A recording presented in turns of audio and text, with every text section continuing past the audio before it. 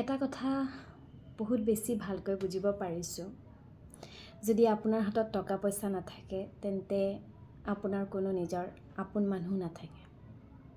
যদি আপোনাৰ হাতত টকা পইচাৰ কোনো অভাৱ নাথাকে তেন্তে যিজন আপোনাৰ আপোন নহয় তেওঁলোকো এদিন আপোনাৰ আপোন হৈ পৰে।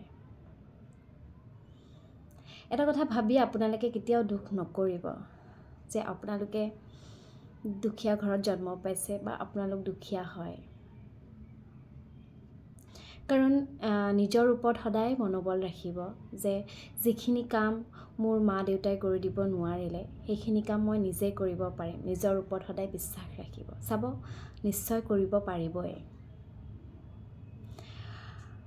যেতিয়া সেইখিনি বিশ্বাস নিজৰ ওপৰত থাকি আপোনালোকে আগবাঢ়ি যাব বা কৰিব পাৰিব, তেতিয়া এদিন যিজন মানুহে আপোনাক হাঁহিছিলে বা আপোনাক ঠাট্টা কৰিছিলে সেই মানুহজনো এদিন ক'ব যে তোমাৰ ওপৰত মোৰ বিশ্বাস আছিলে, তুমি কৰিব পাৰিবা বুলি।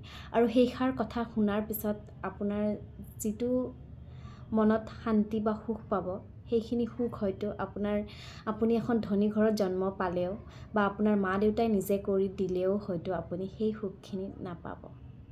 সেইকাৰণে সদায় মনত বিশ্বাস ৰাখক, মনোবল ৰাখক যে মই কৰিব পাৰিম আৰু মই কৰি গৈ থাকিম। চাব এদিন নিশ্চয় আপুনি সেই ছাকচেছৰ শিখৰত থাকিবই।